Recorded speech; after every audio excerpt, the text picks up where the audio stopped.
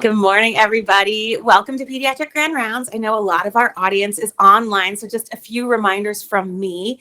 Make sure you're muted and please enter your questions or comments into the chat at any time, and I will share them with our speaker at the end of the presentation. I'll turn things over to Dr. Varant, who's going to introduce our speaker today.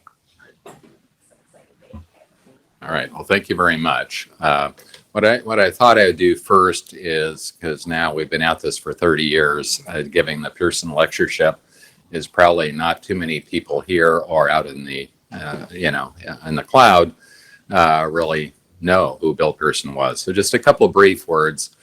Ironically, Bill was a resident here 50 years ago. And he and Warren Bierman, who was also a resident here, were very fascinated by the evolving field of allergy and the horrendous problems that were apparent with pediatric asthma. So they actually, after they completed residency and did a fellowship, started our practice, which at the time was pediatric and adolescent allergy, and now is Northwest Asthma and Allergy. And Bill was we used to call him Senator Pierson. He always had these starched shirts, and he was like, there was never too little time to get something done. And over the years, he was actually the head of the allergy division here. Actually president of our American Academy of Asthma, Allergy, and Immunology about 30 years ago.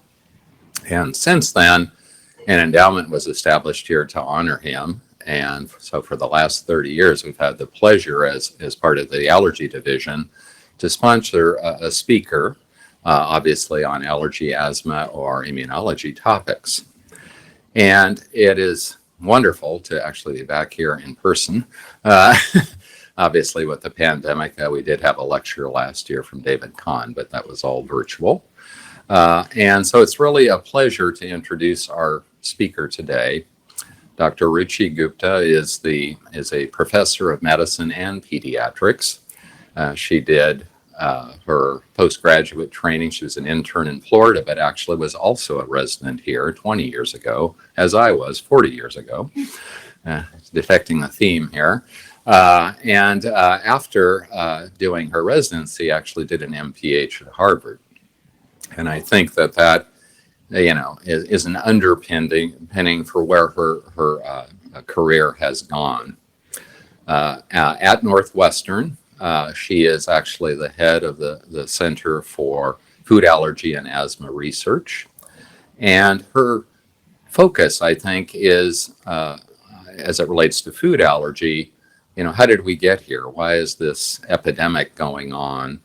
What can we do to help patients and parents navigate through this, really understanding what food allergy is and what isn't food allergy, maybe why we're having the pandemic, but most importantly, helping to educate parents, patients on what research is going on, kind of where we might be headed. And I think it's exciting where we might be headed to actually some cures. And then equally important, and that relates to why we're having this sort of epidemic, is how can we prevent this in future generations? During the pandemic, Ruchi spent her spare time writing this book, and I just thought I'd mention it. It's I think, a fabulous, compelling book that really is a useful tool for patients and parents, kind of summarizing what I just said. And so this is a nice summary of probably what she'll touch in her talk about where we might be headed with food allergy. She has very kindly brought several, I think 60 plus copies of her book. People that are here will have one as they leave. And Emily will tell you more for those of you who are on Zoom, if you're interested, how you can get a copy later. So with that, let me turn it over to Dr. Gupta.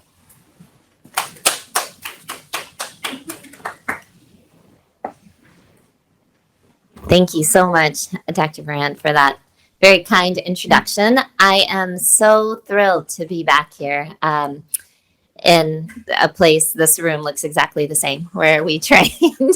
Everything else in the hospital looks different, but this room brings back lots of memories. So as Dr. Brandt said, I'm Ruchi Gupta. I am in Chicago. Enjoying Seattle and the amazing weather we have this weekend. And let's get started. So I'm going to talk to you about food allergy prevention. It's nuts. These are my disclosures.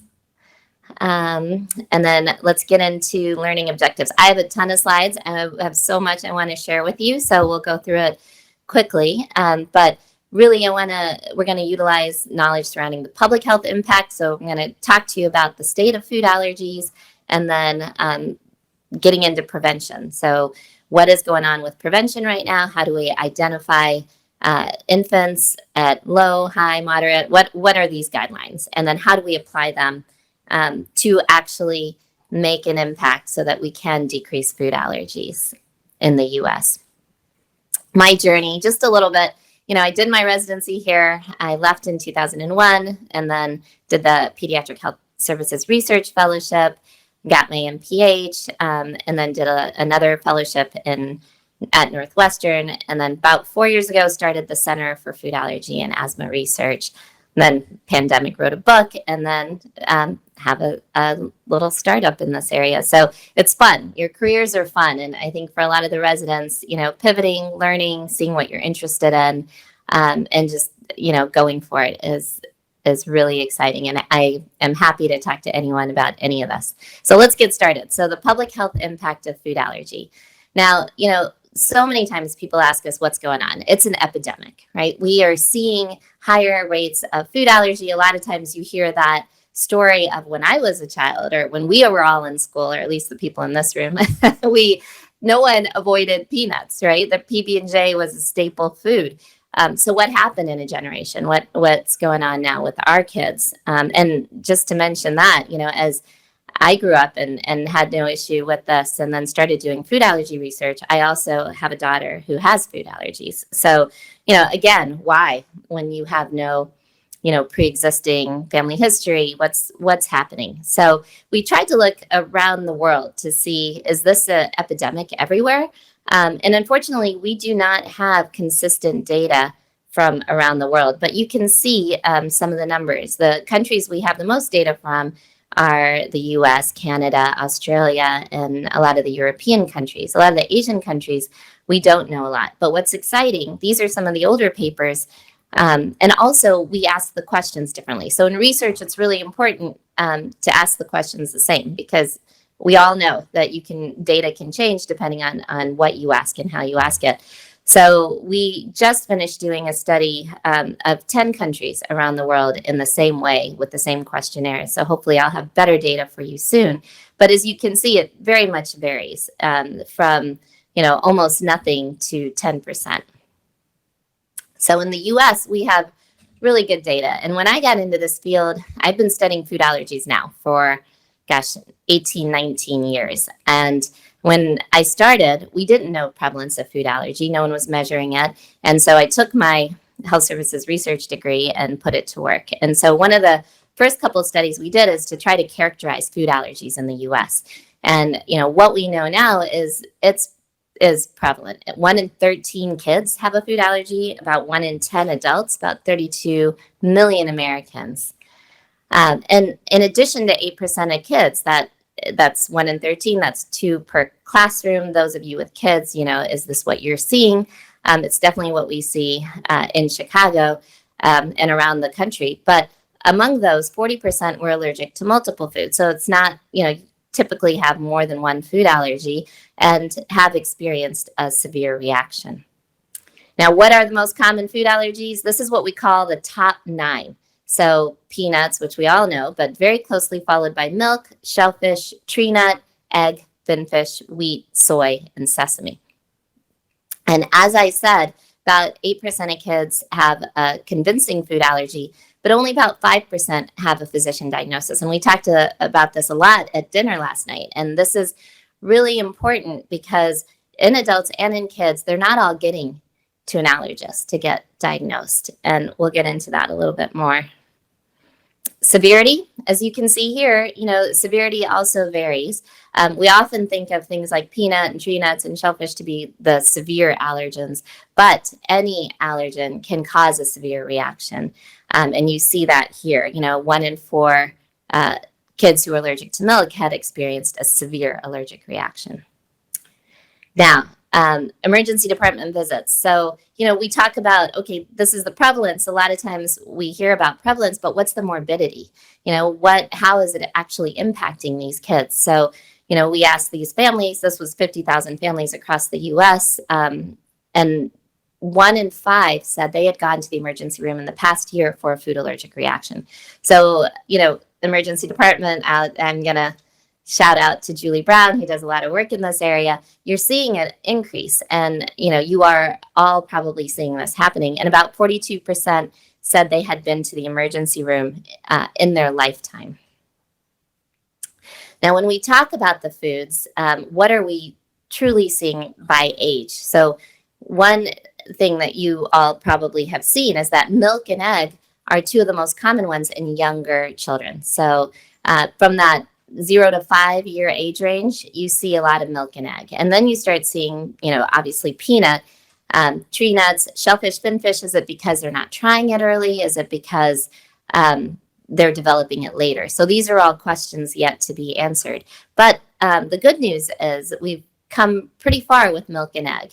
We have baked challenges, and if they pass a baked challenge, which all kids want is those baked products, the cakes and cupcakes and cookies. So that is a really important development. A lot of these kids can tolerate baked. And then if there's data showing if you tolerate baked, you have a higher chance of growing out of that food allergy altogether. And in general, milk and egg allergy, at least 50% grow out of those. And hopefully with these new challenges that we're doing, we can increase that number. Peanut, tree nut, shellfish, finfish, it's a little bit harder. Only about 15 to 20% are naturally developing tolerance to those foods. So we know the whole atopic spectrum. So what are the other conditions that are very related? Asthma. So in this group of 50,000 kids, what we found was that 32% also had asthma. So they all have food allergy. About a third of them also have asthma. And this is really important because uncontrolled asthma is a significant risk factor for more severe reactions and anaphylaxis. About 15% had atopic derm, about 0.7 eosinophilic esophagitis, again, a third with allergic rhinitis, and then another 10% with other conditions. We also looked at disparities because we know disparities exist for asthma and for eczema. So what's going on with food allergies? And we found similar trends. So in food allergies, it does impact all racial groups. And this is something that took a while to really understand. But if you look here at white, Black, Asian, Latinx, and then others, they're all pretty similar in terms of not only, so we did it in 3 ways. One was reported food allergy. You can see that's pretty similar, convincing food allergy, and then physician confirmed food allergy. So it does impact, all racial and ethnic groups. I'm just going to touch on adult food allergy because we had been focused on kids for a long time. And then, started hearing more about, there's a lot of adults with food allergy. So we administered a similar survey to 50,000 adults in the US. And we talked about this a little bit, and it's so interesting how many adults have a food condition or are avoiding a food. So when we did this survey, we asked, do you have a food allergy? And 1 in 5 adults said they had a food allergy. 1 in 5, that's 20% of adults. When we cleaned the data to look at what were their reactions, what foods were they mentioning, that's where we got to the 1 in 10 seemed to have a convincing food allergy. But then when you look at how many had a diagnosed food allergy, it went down to 5%, just like the kids. So adults are avoiding foods and not necessarily getting to an allergist to get it diagnosed. And there's a lot of different food conditions, as we know, and it may not actually be a true food allergy. So really, really important to get those adults. And we had a really good conversation around how do we make that happen? How do we get to the internist? How do we get to the generalist to really decipher, what is going on, and then eventually get to an allergist to get proper testing. And that was actually the impetus of the book, to help people understand what food condition they may have. The other really interesting thing in adults is that 50% of them said they developed a new allergy as an adult. And so, we think about kids and food allergies and them growing out of it. What we're seeing more is that adults are developing new allergies in adulthood. So this was really surprising for all of us. And the number one food allergy they're developing is shellfish allergy. And of these adults, about half of them, so 25%, said they had a food allergy as a child and developed a new one as an adult. And then 25% said they never had a food allergy and developed a new one as an adult. So really looking into, is it an environmental change?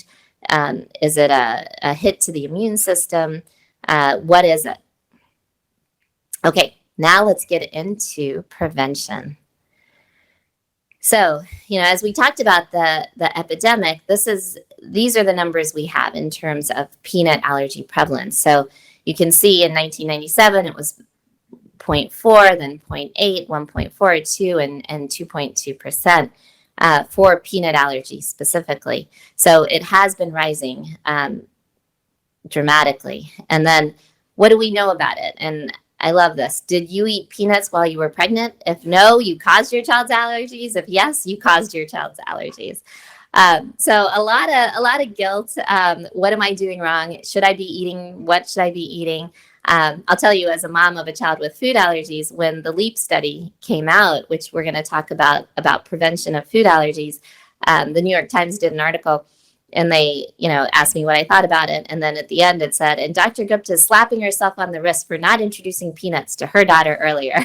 And I'm like, yes, I definitely slapped myself on the wrist many times.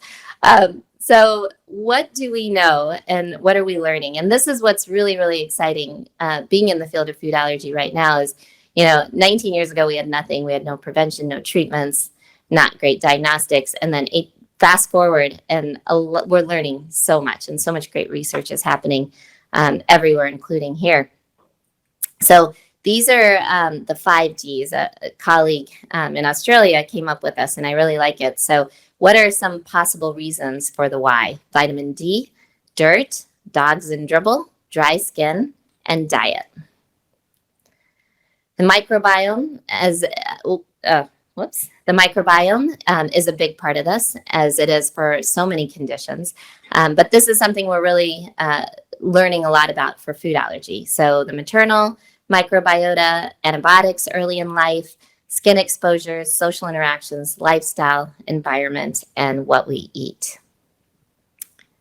Now, this is the dual allergen hypothesis, and this is really important in food allergy because, when we talk about early introduction, what is the mechanism that we're thinking of? So this is the thought process. So if you are exposed to that protein in food before you're exposed to that protein through your gut, is this causing your immune system to go on attack and take you down the Th2 pathway? Versus if you're introduced to the food orally through your gut, it goes through the normal route and the T1 pathway, and you have tolerance. So this question mark of broken skin and eczematous skin and eating, having peanut or, nut dust or any of the food allergens in your home, and that exposure through the skin, is this what is driving eczema to be the number one risk factor for food allergies? And also this whole idea of avoidance that we went into to be the reason that we're seeing higher rates of food allergy.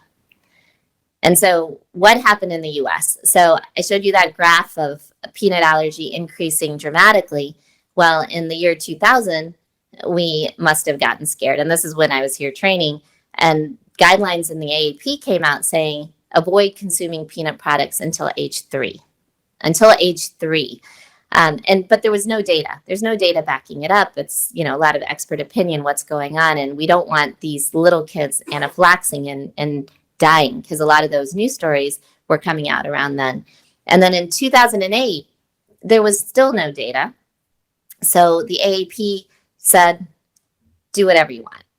We don't know. There's no data saying avoidance is good, introduction is good. So do whatever you want. The problem with this is most pediatricians just kept saying avoid, right? Because there's still no data and feels safer to avoid.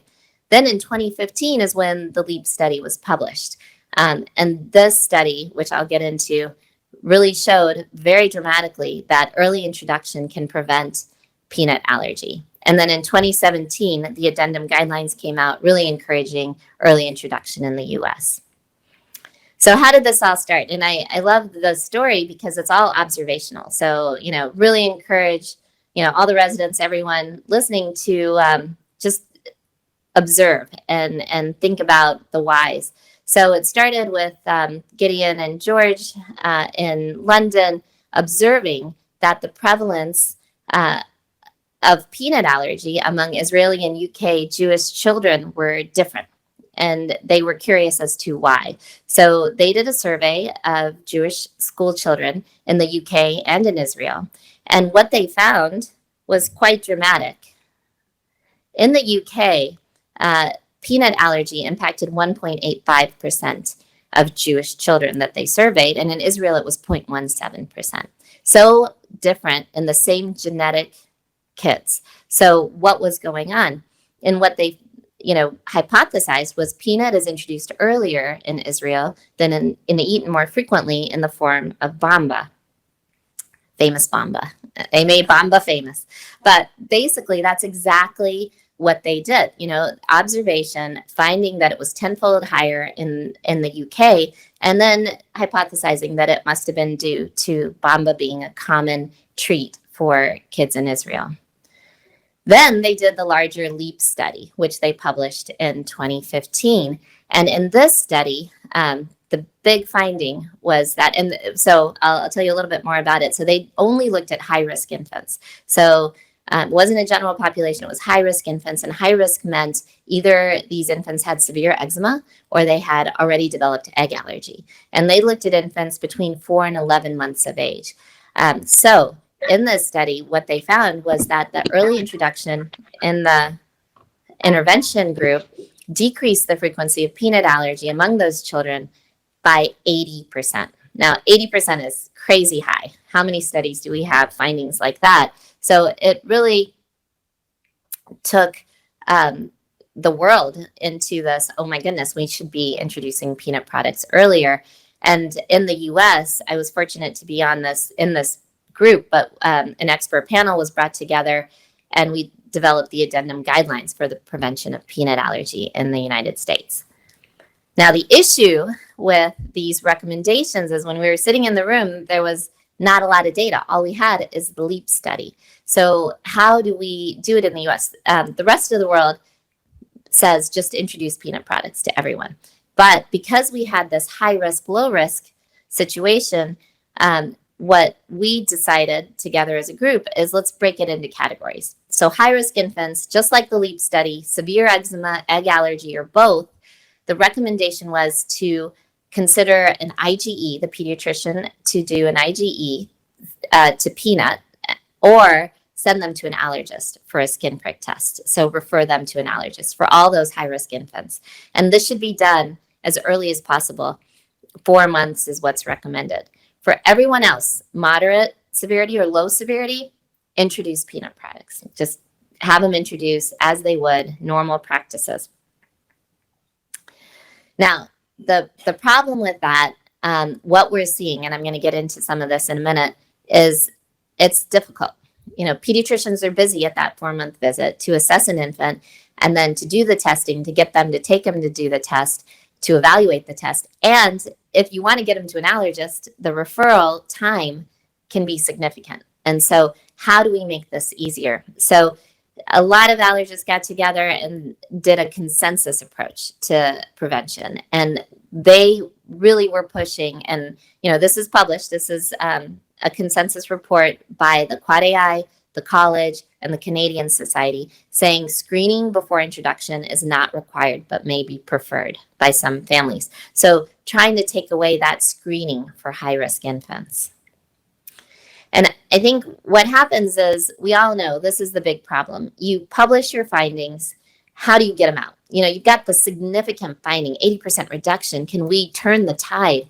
But how do you get that to really happen? How do you translate that for the general public? So publish it, get it out into media outlets. Can you get it through advocacy organizations? Now, the pediatricians are front line for this. So how do you get it to them in their busy schedule when hundreds of different groups are coming at pediatricians to do different things? And those 4 and 6 month well child checks are incredibly busy. And then how does the pediatrician tell the parent? And then the parent actually has to do it, right? So there's all these steps to get this amazing finding translated so that it can actually make a difference. So after those recommendations came out, the AAP put out a lot of information on let's introduce peanut products early. There's better data on egg now too. So how do we do this? And really saying there's no evidence in waiting to introduce any of these foods to your infants early in life. And so yes, pediatricians are frontline. There's a lot of barriers for pediatricians and these new food introduction guidelines. A couple of them include the fact that, some of the AAP recommendations say if you're breastfeeding, breastfeed exclusively to 6 months before introducing solids. Well, that doesn't help if you have a high-risk infant. And how do we incorporate that into the guidelines? The LEAP study found that introducing peanut products did not impact breastfeeding at all in exclusively breastfed infants. So getting that done. The other big barrier is this recommendation of waiting 3 to 5 days between starting solids, a new solid. Why is that out there? We've done a lot of research and tried to publish on the fact that it makes no sense. You are decreasing the diversity of foods, and it's not because of allergies. You don't need to wait 3 to 5 days to introduce a new type of food for infants for allergy purposes. So we still have many other things that we have to get over. And so if anyone wants to join, I would love it, because we are pushing the AAP to get rid of a couple of these things, because what we know is diet diversity. What do people do around the world? Whatever they're cooking or eating, chew it up and stick it in your kid's mouth, right? And so you get the microbiome and you get variety of foods. And here I think we have started medicalizing infant feeding and practices a little too much. So what are barriers to implementing the guidelines? This is a study we conducted among pediatricians across the U.S. through the AAP. And pediatricians told us only about 29% said they were using the guidelines as published and they don't deviate from it. Another 2/3 said they're only using parts of the guideline. What were their barriers? Well, one of the things in it says conducting an in-office supervised feed, which pediatricians don't do. Lack of clinic time, always one of the highest. Conducting that IgE test, allergic reactions, concerns about that, legal liability, and access to allergists for referral. Do they want more training? Yes. 2/3 said yes. So we need to get those training guidelines in. And then what kind of aids do they want? So electronic, EMR scripts, handouts, online tutorials. So we listen to them. And this is the pathway to guideline adherence, right? You have to be aware. I feel like a lot of pediatricians are now aware. They have to agree with it. They have to adopt it and then finally adhere to it. So the role of the pediatrician, encourage infants, all low-risk infants, to start peanut products, but they need to not just start, they need to keep it in their diet. And then for high-risk infants, figure out if they have severe eczema and then go through the guidelines. And so this is kind of the pathway. High risk, get a peanut IgE. If it's negative, recommend introductions. Low risk, just introduce. High risk, if it's positive, then they have to refer them to an allergist to get a skin prick test and then figure out next steps. So when they go to an allergist, this is what the allergist does. They do a skin prick test to peanut, and depending on the wheel, they determine what to do. And these are the recommendations. So 0 to 2, they can start. 3 to 7, usually they do an oral food challenge in their office. And greater than 8, they're likely allergic. Okay, so from all of this data, we were fortunate enough to get a NIAID U01 to see how we can implement these guidelines with pediatricians. The aim was to determine the effectiveness of the intervention in pediatric clinician adherence, and then the main goal is to see if we can actually then decrease the incidence of peanut allergy in these infants. So we randomized 30 pediatric practices. The intervention group got training. They had a clinical decision support tool in their EMR with prompts at those well child checks. And then we did a parent and clinician survey. The primary outcome, like I said, clinician adherence, and then any barriers. And then at 9 and 12 months, we had additional prompts to see if the parents adhered. And then at 12 months, we did a parent survey to see if they did adhere and any barriers to adherence. And then finally, did we change peanut allergy when those infants got to 2.5? We used Epic, for our CDS tool, and then RedCap for the survey data. Again, those 30 practices were across 3 networks around the Chicagoland area. 6 of them were federally qualified health centers. We really wanted to make this diverse. That was one of the issues with LEAP, is did it work in different racial ethnic groups and different SES? And that was one of our main goals. So training videos, and I want to make sure this study is now, we're done enrolling. So the NIH is allowing us to finally put out all our training materials. So we have a ton of great training materials I would love for you all to take advantage of. They're free and they're public. They're on decision making for pediatricians. They're short and somewhat entertaining. The other big thing we are working on is pictures. A lot of the pediatricians said, what does eczema look like? What is severe eczema? You just keep saying severe eczema. What does that mean? So we tried to come up with a scorecard, an easy to use scorecard for severe eczema, and in different skin tones, because this was a big issue. It's not always red and it doesn't look the same. And so very, very important to us as we searched for pictures, is there were very limited pictures of infants in different skin tones for eczema and what it looked like. So another thing that we're really trying to work on to get better images across skin tones for eczema. So the 4 and 6 month well child check templates, we did a lot of work with pediatricians to see what would work. I know none of us like the pop-ups and all the extra stuff we're putting in, but putting in small amounts could really impact how pediatricians can encourage peanut introduction. So this was the pop-up, which is painful sometimes, but it does alert the pediatrician to, okay, there you have a 4 or 6 month old. Now you need to determine risk and then move forward. So this is one of them. Then there's small things in the CDS. You always talk about feeding, right after feeding, early introduction of peanuts, are they at risk?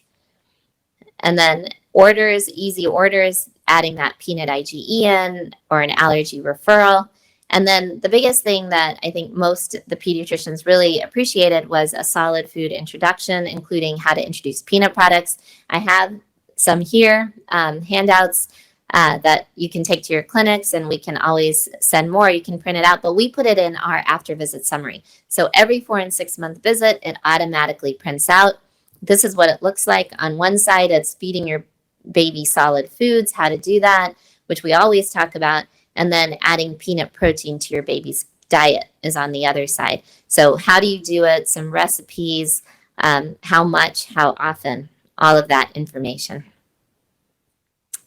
Our residents also really got into this, and they wanted posters put up in the waiting room. So we created these posters to alert patients coming in to talk to their pediatrician about it if the pediatrician didn't bring it up with them. So again, happy to share all of this. Our residents also created a clinical workflow handout that they taped up in our resident rooms, kind of going through that same assessment. You have a 4 and 6 month well child check. What do you do then? And then what do you do at the follow-up? Okay, so what happened with iReach? So in those 30 clinics, we were able to get 18,460 infants, either at the 4 or 6 month visit. So we had quite a large N. And then when we did the surveys at 1 year, a good amount of them, about 25%, did complete them. So we have 3,350 12-month completed surveys already, and then a couple more still coming in. Okay, so our primary outcome. So did it work? Did including this in the CDS, did giving the handout help pediatricians talk about food introduction? Yes, the answer is yes. So 80% of infants in the intervention arm and pediatricians adhered to the guidelines. 80% of them adhered in the intervention arm compared to 26% in the control arm. So really, really significant. So just adding a couple prompts, getting these handouts to them really helped them adhere to the guidelines. For high-risk infants, this was the issue. So it didn't work as well. 17% adhered to it in the intervention arm and 8% in the control arm. And this is concerning. I mean, it's still significant, but it's concerning because those high-risk infants are at high risk. So those are the infants we really need to adhere and make sure we do encourage them, to get peanuts into their diet early. But interestingly, so this was the most fascinating thing. So when you looked at in the high risk arm, here, I don't know if there's this points, but in the high risk arm, if you look at that 69% recommended peanut introduction and 49% in the control arm. So although intervention arm pediatricians were not necessarily, only 17% went through the IgE or referral to an allergist, 69% were saying just go feed it. So it kind of matches the consensus guideline, just go eat it, So it's not like they were doing nothing. Only 14% did not recommend anything in those high-risk infants in the intervention arm and 43% in the control arm. So it did seem to work in the high-risk infants, and it'll be really interesting to see what happened because maybe those guidelines do need to be changed. Yes, those numbers and those numbers. Sorry. Okay, so when we asked in the beginning of the study, are you using the guidelines as published? Only 21% said yes of our pediatricians. And all of these pediatricians are affiliated, or most of them, with our children's hospital. They get a lot of information, but still only 21%, 22 were using the guidelines. And about 57% said they're using parts. But after the intervention, it went up to 81% using the guidelines. So overall, what are the implications? So of the survey results, you can see using the guidelines as published or rarely, we talked about 81%. The control arm, it was 16%. So they didn't get an intervention and they are not using the guidelines. So really, really important to get this information out and small things in the EMR and help pediatricians help their patients. So iReach pre and post training modules, did they like it? They did, and did help them learn more. And we are working on this to make it even better and put the training modules out. Right now, we did do a MOC for them. We do have CME for them. How do we get pediatricians the training modules to understand the guidelines? So again, knowledge increase. I know I'm going fast, but I have a couple more things I want to talk about, and I want to leave time for questions. So the conclusion, yes, it improved knowledge, it improved adherence, and in about a year and a half, we'll be able to tell you if it actually decreased peanut allergy in the intervention babies. And then we'll also understand what happens, like why aren't they getting to allergists, and why are parents not adhering if they're not? That's the next step. So the pediatrician adhered, did the parent adhere? And so we're going to get that data. And then if the parent did adhere, did it decrease peanut allergy? So one of the biggest questions we get is, okay, that's great. Peanut, got it, done. What about the other allergens? And what we're seeing is a lot of these infants, they're tolerating peanut, but then they eat a cashew and they have a reaction. So what do we do? They're still developing allergies. So the group that did the LEAP study that I talked about, they also tried to answer this question with this EAT study.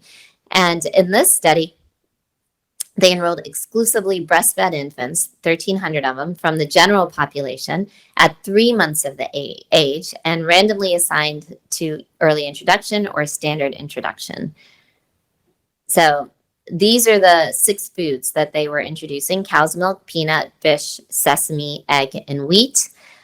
This is the recommendation on how to eat the foods. So you can probably guess what was the biggest issue with this study. And we'll get to it in just a second, but I'll tell you the results. So the intent to treat analysis was not significant. So when you looked at everyone, it was not significant. But the per protocol, so the ones that actually did it, there was a significant reduction in food allergy prevalence. So the main issue was compliance. Adherence rate was only 43% in the intervention group because it's not easy to keep 6 foods in your diet consistently as they ask you to. And then food introduction, they wanted them to start at 3 months, which is a little early for developmental readiness. They didn't include any tree nuts. They didn't have much racial and ethnic diversity. And it was only exclusively breastfed infants. So we worked very closely with this group and had the opportunity to do a study now in the US. And we call it the Can Do study. We have 1,800 infants that we're enrolling, 900 in each arm, and then we're going to have 250 high-risk infants in each arm. And our goal is the same. We need to find an answer because right now, after their study, we can't conclude that, yes, introduction works for all foods. So our goal is, to do this and to learn from the issues that they had. So what are we doing? We're introducing milk, peanut, egg, cashew, walnut, sesame, almond, and soy. We're starting at 4 months, and we're going to assess them. Primary assessment will be at age 1, and then we're going to continue to follow these infants. We're going to really understand efficacy, safety, feasibility in these infants, and growth and nutrition. Another big issue is, introducing all these nuts. Are we doing anything with obesity? And better understanding that. We think not, but that is another thing we're better understanding. And the whole microbiome. We're collecting microbiome, gut and skin microbiome on all these infants. So, we want to improve predictive models for pediatric atopy. We are also looking at other allergic conditions. Can we stop all of them? And then the control arm, we're looking at sleep, screen time, relational health. We're giving them these beautiful calendars, when they should introduce what, in what week, trying to make it really, really easy for families. And if we can do this, we'll be able to translate it and give it to families, across the country and world. But the biggest thing we're doing is we're sending them the foods. So since we're going for, varying SES, and people have access issues for all of these foods, we are mailing them foods and we're giving them choices. Do they want powder? Do they want peanut butter? Do they want peanut puffs? So they get to pick and order, and it comes to their door. We're giving them coaches to help them with any issues they're having. We have a ton of resources for them, which again I would love to share, and then a lot of educational videos. This is really fun. We're created an app for families so they can complete their surveys, they can get their incentive payments, all of it on their phone on an app. So our goal with this study is by 2025 to have to change those USDA guidelines and promote the introduction of allergenic proteins faster than every 3 days. Okay, I also wanted to touch quickly because there's a lot of like I said, food allergies come a long way, and I'll do this in 5 minutes and I'll go straight to questions. Okay, so just to give everyone just a little bit of an update, now we talked about prevention, and we very, very exciting that we may be able to prevent food allergies from happening at all. But on the other end, for many of us who already have family members with food allergies, there's a lot of treatment options coming out. So epicutaneous immunotherapy, oral immunotherapy, sublingual immunotherapy, and biologics. And you have an amazing group here in Seattle with Dr. Brandt, who is doing a lot of these and are very, very familiar with them. But I'll talk very briefly about some of them. So epicutaneous immunotherapy, it is a patch. So it is getting small amounts of the peanut protein, for example, through the skin.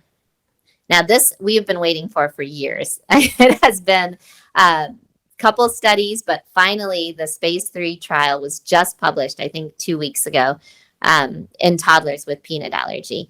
And this trial was infants 1 to 3 years old, and it was successful. So we're very, very excited that there may be a potential to use this soon in young infants with food allergy. And, we were just talking about this earlier this morning. We're recognizing food allergies earlier because we are feeding them earlier. And so they're developing food allergies. And we are seeing that if you can get them on treatment, EPIT or OIT or something early, we may be able to flip the switch and create tolerance in these infants earlier. Oral immunotherapy, just, introducing small amounts and increasing the amount. And there is one FDA-approved treatment for this right now, Palforzia, and it's only for peanut, but there's tons of allergists all over the country doing this on their own. So you can go. The problem with it is, it's just, for me, it's increasing disparities because it's not covered by insurance, so it's out of pocket. So only certain people can actually get it, and it's very time consuming, so there's a lot of challenges to it. So that's why it's so important to get these FDA approved and get insurance coverage for them. Sublingual immunotherapy, same idea, small amounts of allergen, sublingual route. And then biologics. This is the big area that's coming up. So there's a couple of them that are already used for other conditions. Xolair, omalizumab is already out there for asthma, and their big studies are coming out soon. They want to be a single treatment for food allergies as well, and it would be a shot every 2 weeks to a month. Dupilumab, already approved for eczema down to 6 months, and it's used in EOE. And they're looking at it for food allergies. Ligolizumab, another one, and then a lot of work with probiotics. So yes, looking forward, very, very exciting, not only for treatments, but we're getting more testing, better testing, because our current testing, the skin prick test and the specific IgE, although they have very, very good negative predictive values. So if it's negative, you probably don't have the allergy, but the positive predictive value is not all that great. And so it's kind of a flip of a coin. So history is really important, but now there's new ones, epitope mapping, basal activation, so there are other things coming up. And then while Julie is in the room, I have to mention epinephrine. So we know about epinephrine auto injectors. We give it to our patients. I was I think talking this morning about Julie single-handedly changed the way we administer epi through her work. Epinephrine you inject, and you used to have to wait 10 seconds, which was very, very difficult on small children and caused lacerations. And now, the guidelines have changed. You only have to hold it in different ones for between 2 and 3 seconds. The medicine is injected within a second. But what's really exciting is we may not even have an injection anymore. There are 2 companies that are coming out with a nasal epinephrine. One just cleared the first part of the FDA. And so nasal epinephrine hopefully will be out in the next 6 months to a year. And then there's a company that is looking at sublingual epinephrine. So very exciting, because we know that a lot of people don't use their epinephrine because of the shot part of it. And with that, and this is on my wall in the office, and it is our goal. So when I was your age, there were no food allergies. We just talked about that. And then the kid grows up and says, when I was your age, there were food allergies. And I don't know if it'll happen in our lifetimes, but we're getting closer, and it's a really exciting time. And then my favorite quote, do the best you can until you know better. And when you know better, do better. We are learning so much. We just got to get it to the people. All that prevention work that I talked about, we know better. How do we get it out so we can do better? This is a conference we were talking about earlier too. It's the Global Food Allergy Prevention Summit. We're hosting it in Chicago, and we'd love to have anyone interested in this space come join us. Please reach out to me if you have interest. It's the one, hopefully, time where the weather will be nice in Chicago. And then I talked a lot about those community resources. We have them. You can scan the QR code. We can send it out later. But tons of resources free for your patients on our website. And that's it. So thank you so much. Question for you in regards to these new formulations of epinephrine. Yeah. So are they going to be more widely covered by insurance? Are they going to be, because I think one of the big problems is just access to epinephrine and how expensive it is. And so is that going to make it better or worse to have these new products out there? And our goal and hope is always to make it better, right? And how do we make sure they're covered? I know, I mean, I talk to a lot of these companies, and that is the biggest thing I always talk about is you need to have this accessible. But what we know already is, when I order, because our clinics are predominantly Medicaid, they get the generic epinephrine auto-injector, which is harder to use than even, the EpiPen or the AviQ.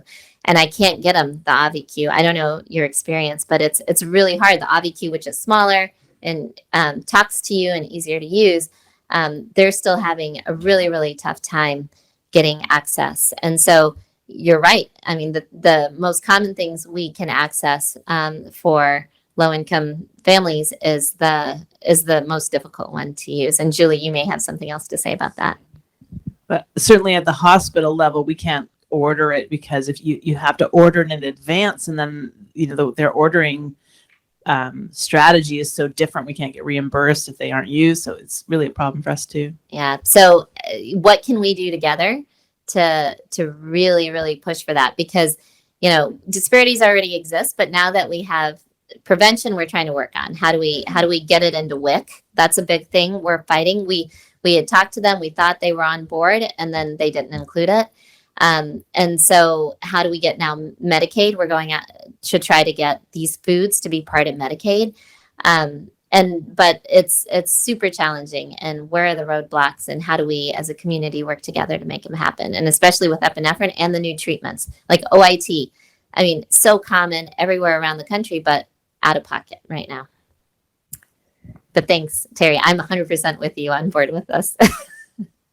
And go ahead, Julie. Julie Brown, thank you.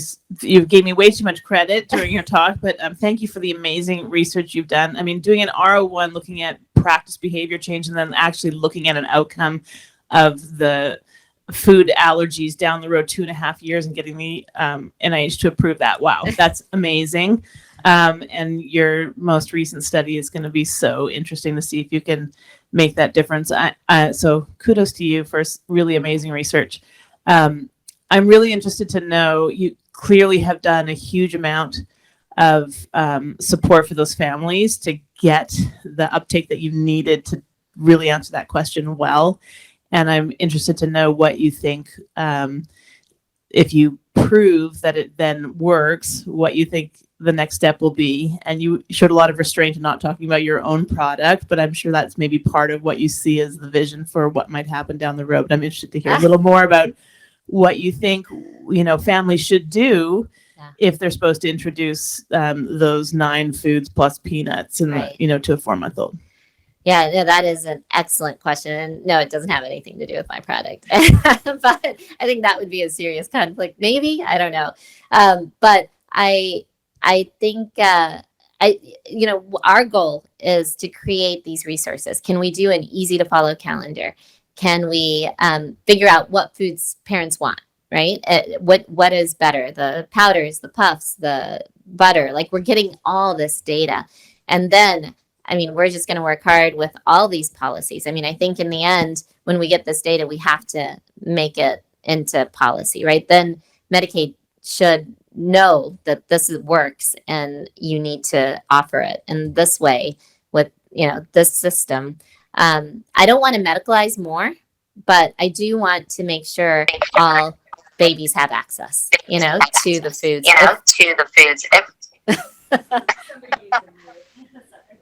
Sorry. Okay. I think the easier we can make it on families, that's the big thing. You're already going through 100 things when you have a baby, and how do we make it so it's just a natural thing? Just feed your baby, feed them different foods every day. Look out for these reactions, but just go at it, and then get them access to foods. That's the biggest thing. And if they want to follow a calendar, some families are really into it. Monday's peanut day, Tuesday's milk day, Wednesday's egg day. makes it easier for them, then make sure they have access. So we're learning. Like I said, we have a very diverse community, luckily, and we are making sure we have different SES and different racial ethnic groups, and then we can understand barriers amongst all of them, and then make recommendations by the end. So, but yeah, it's never easy, but got to keep doing the good fight together. And it's really cool because Julie and Terry and I were all here at the same time. Julie trained us. Terry was a resident a year younger than me. So I'm so grateful. Two of my favorite people in the room. So There's a few questions online yes. as well. I love it. From Gina Lee, thanks for all this information. Very fascinating. I've heard there's a suspicion that OIT may be linked with increased rates of EOE. Is there any validity in that? Yes. So great question. Yes, OIT has been linked to EOE, but it's usually a transient EOE. Do you want to talk about that at all, Dr. Brandt? Do you want to add to it? It usually goes away when they stop. Yeah, But no, I would go for agree it. exactly. The other $1 million question is, do some of these kids have subclinical EOE to begin with? Yep. And if we knew that, that's actually a contraindication to doing OIT. So that's another whole area of research. We need better information, I think, of looking at high-risk people of all ages. Actually, is there actually EOE going on and the patient's not admitting to dysphagia and so forth? A very good question. Yeah, we uncover it. Yeah, because a lot of, how do you diagnose EOE? Yeah, so it's challenging. Okay, go ahead. There's one more from Molly Grow. Hi, Molly. Thanks for this fantastic talk and the amazing research you're leading. As a PCP, I really appreciate the resources. I've been skeptical about the utility of the SIGE for the high-risk infants and haven't ordered it. Are there any updated data about the benefit of doing it? Also, I've seen more families interested in the concept of baby-led weaning, which often doesn't include any purees. Any data on pros and cons of that from an allergy perspective? Oh my goodness. Great questions. I love it. And we'll tag team this too. I would say that specific IgE, the reason I really want to get it into pediatric offices is because it can take a long time to get to an allergist. So if you have a high risk infant that you're worried about that may already have peanut allergy, or the family's really scared and they're just not going to do it. We get that a lot, especially if they have another kid with a food allergy, et cetera. We really need to get peanut into that baby. So if a pediatrician can order a specific IgE to peanut, and if it is negative, which the majority hopefully will be, then you can just tell them to go ahead and introduce it. And it helps the families feel more comfortable with it because it's a negative. And, it like I said, negative predictive value is really high. But if it's positive, that's where the confusion starts. And that's when you got to get them into an allergist fast. So, calling up the allergist saying, I need this kid seen in a week, and Dr. Brandt will make it happen. Sorry. He's like, There's always telemedicine.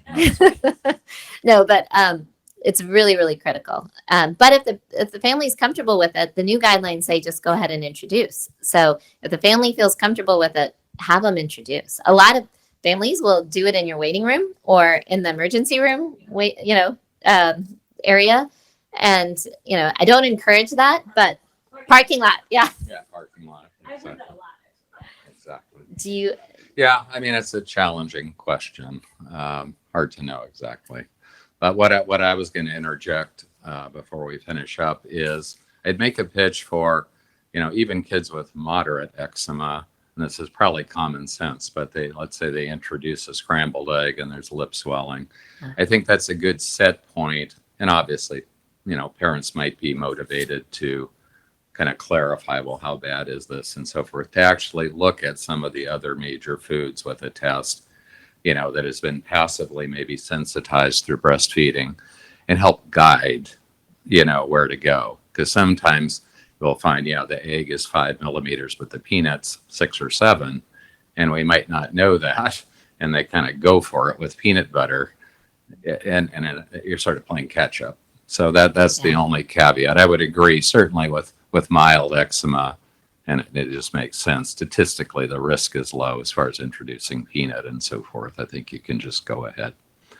But it can be very, and it's the sort of thing too. I was joking about telemedicine, but I think a lot of us do telemedicine on our day off now, and it presents hopefully an access opportunity. And I've done this with several parents of a 4 to 6 month old, and I think it's been helpful to kind of guide what to do, etc.